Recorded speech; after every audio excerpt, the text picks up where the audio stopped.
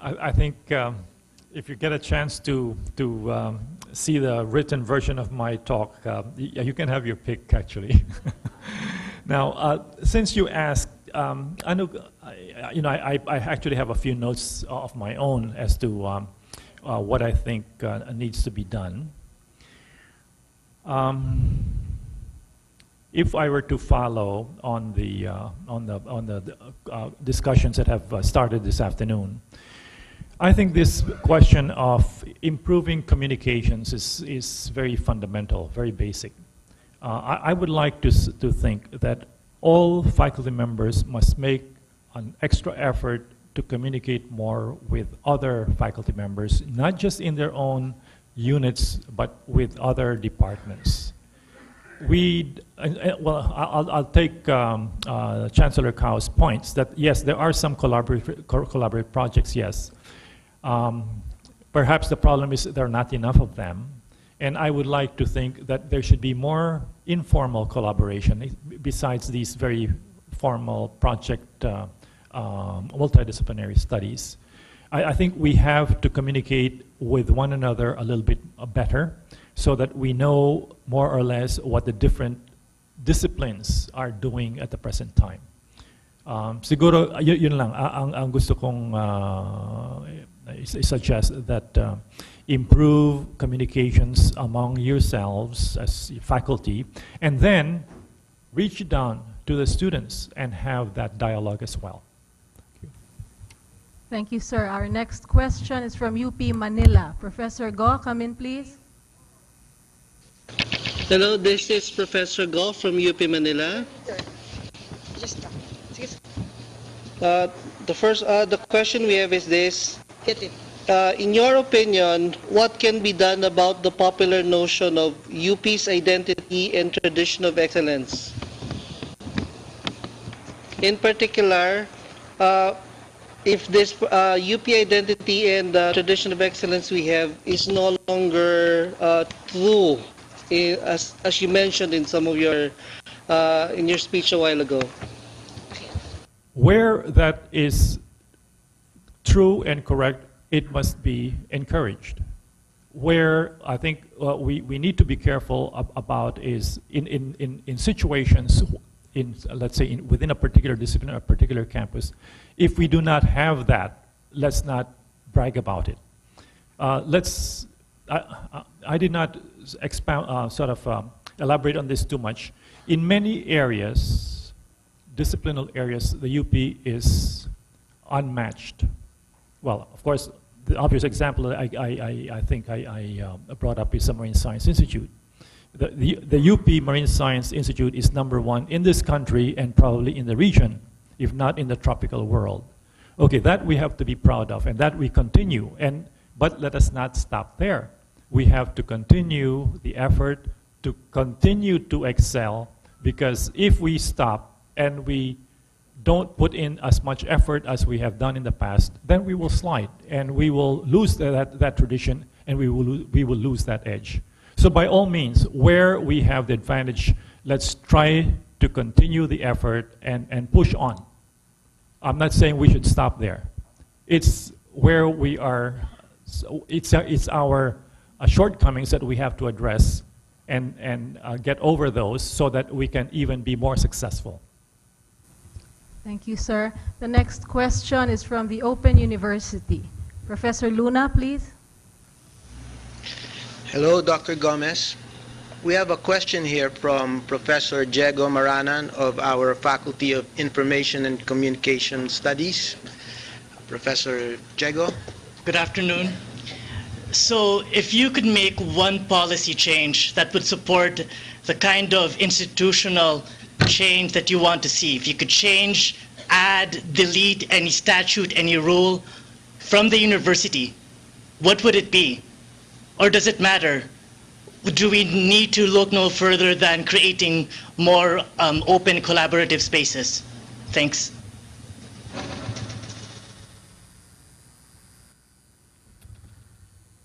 In terms of general policies, I don't think there's, I touch on that very much, as I did not see too much of an issue there. I touched upon several areas where I felt there was a need for improvement or a need for change. Let me point out to, maybe it's not a policy, but more of a practice, this question of recruitment. I would like to think that we have to look more actively and more broadly and have proactive searches for particular expertise or particular disciplines that we need to improve rather than be happy with, well, yun lang ang available hanggang doon na lang tayo. And then let's take anybody that has some so-so credentials but can probably be nurtured along. You know, when, well, okay, I mentioned that, it was mentioned in my introduction that I come from, I got my graduate degree from the University of California in San Diego. When that campus was being established in the, I think it was in the early 60s, the University of California decided that they wanted to bring in talent.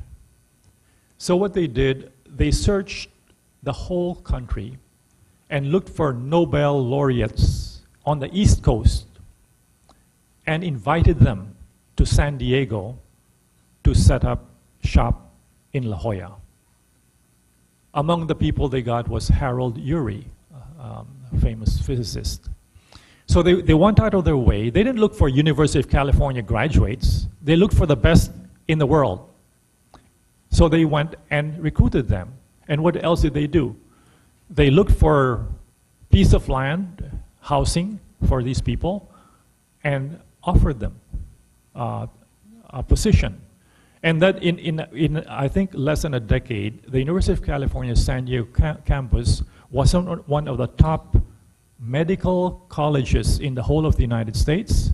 It was, of course, tops in oceanography, and it excelled in a few other disciplines because they went out of their way to get people that they felt they needed to build up a first-class campus. Now, is there a discipline here that we want to develop? Should we not go out of our way to look for the people to make it happen rather than say, well, meron mga UP graduates dyan, pwede yan, sige na, let's set it up. Incidentally, I hope you're not, you get the impression that because I'm not a UP alumnus, I'm anti-UP or what. Anyway, the mere fact that I'm here, I think I'm now officially, or quotation marks, a UP whatever, insider. But you know, sa recruitment process natin, can we make the question, are you a UP graduate? The last question instead of the first question? Let's make that the last question. Let's first find out, magaling ka ba? Anong na-produce mo na? What can you do? Show us. And then when we're satisfied with all of those answers, the last question should be, UP graduate ka ba? And if they say yes, oh, by all means, then let's cheer that person also on that score. But don't make that the first question. Make that the last question. Let's look for real talent, real achievement, the real disciplines that we want to develop. But that has to be a proactive search, which I have not yet seen anywhere, I think, in this university. Thank you. Thank you, sir. Now, okay, President Roman.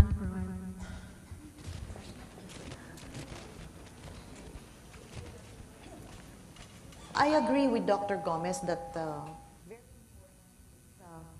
faculty recruitment and even faculty retention.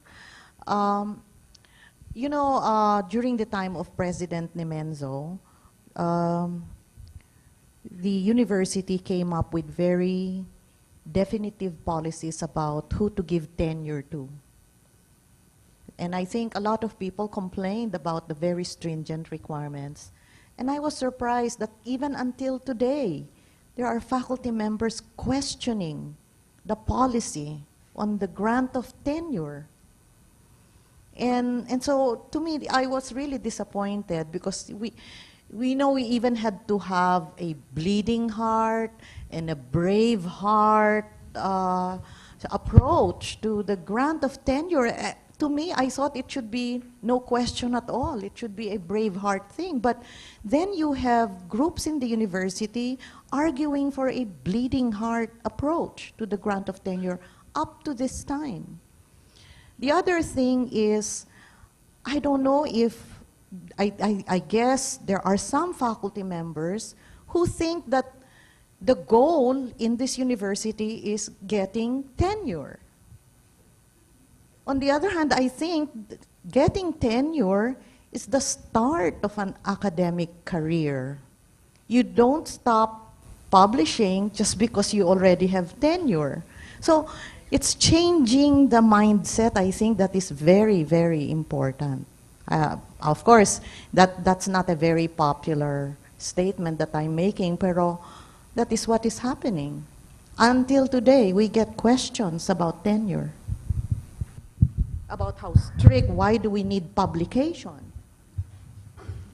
Okay, thank you. I'd just like to comment on that. It's going to be a continuing battle, but I think that's how it has to be. We just have to sort of stand our ground.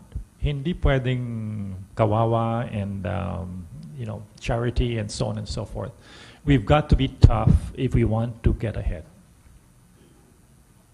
And like I said, kanina, be very objective in terms of the standards. And well, maybe if I may make an appeal to the general faculty of this university, let's look at the good of the whole rather than the good of individuals. If some of our friends do not really deserve tenure, let's not be their advocates. Let's help them go, let them leave, rather than saddle the university with less than brilliant people. Yung sabi ko kanina, in this business of recruitment, we need to parang continually raise the bar. If in the past we were recruiting people at bachelor's degrees, I think we have to get over that, and we must make as an absolute minimum a master's degree. In our institute, the Marine Science Institute, a PhD is a necessary but not sufficient condition to become faculty member. You must also be published if you want to become a faculty member of the MSI. And that should be the standard for all departments. That's how it is abroad, in your research universities. If you don't have publications, don't even apply. If you don't have a PhD, don't even apply. So why are we sort of going down and accommodating friends? We've got to raise the bar. Thank you, sir. Now we have a question coming in from UP Visayas in Iloilo. Professor Bakiran, come in, please. Good afternoon. I am Professor Makiran, moderator for UP Visayas Iloilo. We have a question from Professor Celia Parcon of the Division of Humanities, College of Arts and Sciences. Good afternoon, Dr. Gomez. You propose cultivation of the mind. Surely you refer to the minds of both faculty and students. And admittedly, our students today have minds that really need much cultivation. Aside from the effects of media on the preferences and habits of our students today, do you think the basic education curricula and some changes in the UP's own admission policy